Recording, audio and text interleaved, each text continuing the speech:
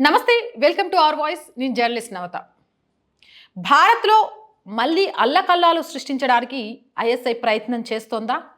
లోక్సభ ఎన్నికల నేపథ్యంలో భారత్లో విధ్వంసం రెచ్చగొట్టడానికి ప్రయత్నాలు చేస్తోందా అంటే జరుగుతున్న పరిస్థితులను కొంతమంది విడుదల చేస్తున్న వీడియోలను చూస్తుంటే వాస్తవమే అనిపిస్తుంది. మనందరికీ తెలుసు 2002లో అక్షర్ధామ్ దాడికి ప్రధాన సూత్రధారి ఫర్హతుల్లా ఘోరీ. ఈ ఫర్హతుల్లా ఘోరీ ఒక వీడియోని రిలీజ్ చేశాడు మళ్ళీ రీసెంట్గా.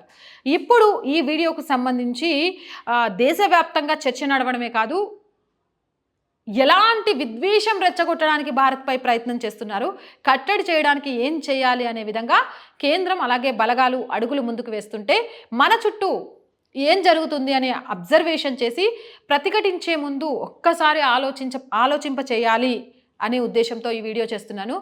ఖచ్చితంగా చూడండి. ఒక మహానుభావుడు చెప్పిన మాటలైతే మనం వినొచ్చు. ఒక మహానుభావుడి మాటల వల్ల దేశ ప్రయోజనమో, రాష్ట్ర ప్రయోజనమో, ప్రజల ప్రయోజనమో, సంక్షేమ ప్రయోజనమో ఉంటుందంటే ఆలోచించవచ్చు. కానీ ఫర్హతుల్లా ఘోరీ లాంటి అక్షర్ధామాలయ దాడి చేసిన ఫర్హతుల్లా ఘోరీ లాంటి వ్యక్తులు చెప్పే మాటల్ని మనం వినాల్సిన అవసరం లేదు. రెచ్చగొట్టే మాటల్ని అసలు పట్టించుకోవాల్సిన అవసరం లేనేలేదు. ఈయన భారతదేశంలోని ముస్లిం యువతను రెచ్చగొడుతూ ఒక వీడియో రిలీజ్ చేశారు. భారతదేశానికి వ్యతిరేకంగా, సిఏఏకి వ్యతిరేకంగా ఉద్యమించాలని, పాకిస్తాన్లో ఉన్న మైనారిటీలకు రక్షణ అంటున్నారు, ముస్లింలకు కూడా ఇవ్వమని చెప్పడమని, పాక్లో ముస్లింలకు రక్షణ లేదా అంటూ ఈయన చాలా చెప్పుకుంటూ వచ్చాడు. ఎందుకు మైనారిటీలకే ఇవ్వాలి, ముస్లింలకు కూడా ఇవ్వాలి అని అంటే, ఫర్హతుల్లా ఘోరీ గారు పాకిస్తాన్లో ముస్లింలకు రక్షణ లేదా, పాకిస్తాన్లో ముస్లింలకు తినడానికి తిండి లేదా, పాకిస్తాన్లో ముస్లింలకి ఎవరి నుంచైనా వివక్షత ఉందా, అలాంటి ఉన్నాయని ఒప్పుకోమనండి. అప్పుడు భారత్ ఆలోచిస్తుందేమో, అయ్యో ఒక మత ప్రాతిపదికన విడిపోయిన దేశం ఈరోజు ఏ మత ప్రాతిపదికన విడిపోయిందో ఆ మతం మీదే కక్ష సాధింపు చేస్తోంది, దాన్ని కూడా ఆదుకుందామా లేదా అని ఆలోచిస్తుంది.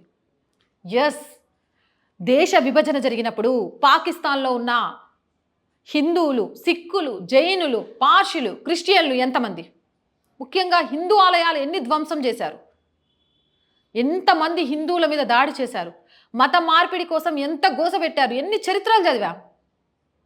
అలాంటి వాళ్ళకు రక్షణ కావాలి, ఎక్కడికి వెళ్తారు? అలాంటి వాళ్ళకి ఈరోజు భారత పౌరసత్వం ఇస్తోంది అనంటే ఆనందించాలి. అంతేలే, ఒక మతోన్మాద బుద్ధితో ఉన్న మీకు ఈ ఆలోచనలు ఎలా వస్తాయి? భారత్ని విషం చిమ్మించాలి అని కాకుంటే. దీనికి సంబంధించి అనురాగ్ సింగ్ ఇచ్చిన ఆర్టికల్ని నేను మీ ముందు చదువుతున్నాను. అబూ సుఫియాన్ మరియు సర్దార్ అని కూడా పిలువబడే ఫర్హతుల్లా ఘోరీ తెలంగాణలోని హైదరాబాద్కు చెందినవాడు. 2002 అక్షర్ధామ్ టెంపుల్ దాడిలో అతడు వాంటెడ్గా ఉన్నాడు. ఆన్లైన్ రాడికలైజేషన్ క్యాంపెయిన్లలో ఘోరీ ప్రమేయం కారణంగా హోం వ్యవహారాల మంత్రిత్వ శాఖ అతన్ని 2020లో ఉగ్రవాదిగా గుర్తించింది. 2002లో గుజరాత్లోని అక్షర్ధామ్ ఆలయంపై దాడికి పాల్పడిన భయంకరమైన ఉగ్రవాది ఫర్హతుల్లా ఘోరీ భారత్పై యుద్ధానికి పిలుపునిస్తూ వీడియోను విడుదల చేశారు. అబూ సుఫియాన్ అని కూడా పిలుస్తారు. ఘోరీ అక్షర్ధామ్ ఆలయ దాడిలో అతని ప్రమేయాన్ని సూచించిన అనేక సాక్ష్యాల తర్వాత భారత భద్రతా సంస్థలు రాడార్లో ఉన్నాడు. ఈయన గురించి ఇంకొన్ని చెప్తా. ఘోరీ ఆకస్మికంగా కనిపించి భారత్పై యుద్ధానికి పిలుపునివ్వడం, లోక్సభ ఎన్నికలకు ముందు దేశంలోని మత సామరస్యానికి భంగం కలిగించేందుకు ఐఎస్ఐ పన్నాగం పన్నుతుందని భారత ఏజెన్సీలు అనుమానిస్తున్నాయి. టైమ్స్ ఆఫ్ ఇండియా నివేదిక ప్రకారం ఘోరీ నిర్వహిస్తున్న వందలాది ఫేస్బుక్ పేజీలు మరియు టెలిగ్రామ్ ఛానళ్లను ఇప్పటికే భారతీయ ఏజెన్సీలు బ్లాక్ చేశాయి. ఘోరీ వీడియో బయటపడిన వెంటనే Telangana counter intelligence unit wanted terrorist పై అణిచివేతను ముమ్మరం చేసింది. తీవ్రవాద గ్రూపులకు రిక్రూట్మెంట్తో పాటు హవాలా ద్వారా నగదును లాండరింగ్ చేయడంలో ఘోరీ నిమగ్నమయ్యాడు. అబూ సుఫియాన్ మరియు సర్దార్ పేర్లతో ప్రసిద్ధి చెందిన ఘోరీ తెలంగాణలోని హైదరాబాద్కి చెందినవాడు. భారత్లో జరిగిన పలు ఉగ్రవాద దాడులతో అతనికి సంబంధం ఉంది. కొన్నేళ్లుగా అదృశ్యమైన తర్వాత ఘోరీ 2019లో టెలిగ్రామ్ మరియు ఇతర ఎన్క్రిప్టెడ్ చాట్ అప్లికేషన్లలో యాక్టివ్గా కనిపించాడు. టెలిగ్రామ్ మరియు ఇతర ఎన్క్రిప్టెడ్ యాప్లలో వీడియోలను నాటడం ద్వారా ఘోరీ యువకులను ఉగ్రవాద గ్రూపుల్లోకి చేర్చుకోవడానికి బ్రెయిన్ వాష్ చేయడానికి ప్రయత్నిస్తున్నాడు. ఆన్లైన్ రాడికలైజేషన్ ప్రచారాలతో ఘోరీ ప్రమేయం కారణంగా 2020లో అతన్ని ఉగ్రవాదిగా గుర్తించడానికి హోం వ్యవహారాల మంత్రిత్వ శాఖ ప్రేరేపించింది. అతని తర్వాత భారత ఏజెన్సీలు ఉన్నప్పటికీ ఘోరీ ఐఎస్ఐ నీడలో పాకిస్తాన్లోని లాహోర్ నుంచి తీవ్రవాద గ్రూపుల కోసం పనిచేస్తూ ఉన్నాడు. తిననీకి తిండి లేకపోయినా పాకిస్తాన్కి ఇలాంటి ఉగ్రవాదులను మేపడానికి మాత్రం భలే పైసలు వస్తాయి. ఇక ఇలాంటి దేశంలో ఇలాంటి దేశానికి న్యాయం చేయమని అడగడం అంటే అంతేలే. పచ్చకామరోడికి లోకం అంతా పచ్చగా ఉంటుంది. వాడి దేశాన్ని నాశనం చేసుకున్నాక పక్క దేశాలు బాగుపడుతుంటే వాడికి కళ్ళెట్లుంటాయి, కుట్టినట్టుండో గదనమాట వీడి బాధ. అమెరికా ఇంటర్పోల్ ఆయన ఫోటోపై చేయి చేసుకోవడంలో విఫలం కావడం ఇక్కడ గమనార్హం.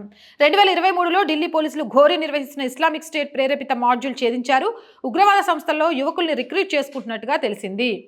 మొత్తానికి ఏదేమైనా కానీ ఈయన ఇక్కడ ఉన్న యువతను రెచ్చగొడుతూ భారతదేశంలో ఒక యుద్ధం విధ్వంసం సృష్టించడానికి సిఏఏ మీద వ్యతిరేకించండి, సిఏఏ వల్ల నష్టం వస్తుంది, పాకిస్తాన్లో ఉన్న ముస్లింలకు కూడా ఇవ్వాలి, ఒప్పుకోండి పాకిస్తాన్లో మేము అణచివేతకు గురవుతున్న వాళ్ళం అని, అండ్ భారతదేశంలో ఉన్న ముస్లిం సోదరీమణులకు ఎవ్వరికి కూడా సిఏఏ వల్ల ఎలాంటి నష్టం ఉండదు. ఈరోజు భారతదేశంలో ఉన్న ముస్లింలు చాలా చైతన్యవంతులు అవుతున్నారు, అర్థం చేసుకుంటున్నారు. కాబట్టి ఇంకా వీలైనంత వాళ్ళకు సిఏఏ గురించి అర్థమయ్యేలా చెప్పండి. ఇలాంటి విషబీజాలు నాటాలి అనుకునే వాళ్ళకు చెక్ పెట్టాలి అని అంటే వీళ్ళ గురించి మనం తెలుసుకోకంటే కూడా వీళ్ళు నాటబోయే విష బీజాల మీద వ్యతిరేక నినాదం వినిపించి వాస్తవాలను ప్రజల్లోకి తీసుకువెళ్తే చాలు. ఆ ఉద్దేశంతోనే ఈ వీడియో చేశాను. అందరికీ కూడా చెప్తున్నాను, లోక్సభ ఎన్నికలు సమీపిస్తున్న వేళ గెలవలేము, గెలవడం అసాధ్యం అనుకున్న కొందరు రాజకీయ నాయకులు, కొన్ని రాజకీయ పార్టీలు మనుషుల సెంటిమెంట్తో కులం, మతం, వర్గం అని విభజించి పాలించి కొట్లాటలు పెట్టి మన ప్రాణాలు పోయినా, మనకు దెబ్బలు తాకినా, మనం హాస్పిటల్లో అడ్మిట్ అయినా, మన ఏ విధ్వంసం జరిగినా పర్లేదు, వాళ్ళ రాజకీయ లబ్ధి పొందితే మాత్రం చాలు అనుకుంటారు. ఇక కొంతమంది తమకు గాయాలయ్యాయనే సెంటిమెంట్ను రగిలించే ప్రయత్నం చేస్తారు. విజ్ఞతతో ఆలోచించండి, వివేకంతో అడుగులు ముందుకు వేయండి, ఓటును నమ్ముకోండి, ఓటును అమ్ముకోకండి, మీకు ఇచ్చిన హక్కును ఉపయోగించుకొని బాధ్యతాయుతమైన ఒక నాయకుడిని ఎన్నుకోండి. ఇలాంటి వాళ్ళ మాటలకు ప్రేరేపితం కాకండి. యువత మాత్రమే రేపు దేశాన్ని ఇంకా అగ్రభాగాన నిలపడానికి కారణమవుతుంది. కాబట్టి ఇలాంటి ఉగ్రవాద సంస్థలన్నీ కూడా యువతనే టార్గెట్ చేస్తూ ఉంటాయి. కాబట్టి అప్రమత్తం కండి. అలాగే మీతో పాటు ఒక 10 మందిని చైతన్యం చేస్తారు అని ఆశిస్తున్నాను. అండ్ ఈ వీడియో చూసిన ప్రతి ఒక్కరూ సబ్స్క్రైబ్ చేసుకోవడం మర్చిపోకండి. ఈ వీడియో నచ్చితే లైక్ చేయండి, షేర్ చేయండి, అండ్ మీ అందరూ సపోర్ట్ అందించండి. జాయిన్ బటన్ ద్వారా 1 to 5 లెవెల్స్ ఉన్నాయి, లేదా స్క్రీన్ మీద అకౌంట్ డీటెయిల్స్తో పాటు ఫోన్పే, గూగుల్ పే నెంబర్ కూడా ఉంది. మన ఛానల్ ఇంకా డెవలప్ అవ్వాలి అనుకుంటే కొంత మీ అందరి సహాయం కూడా చాలా అవసరం. ఆ సహాయం చేస్తారు అని ఆశిస్తున్నాను. ఓటును నమ్ముకుంటారు, అమ్ముకోరు అని నమ్ముతున్నాను. జై భారత్.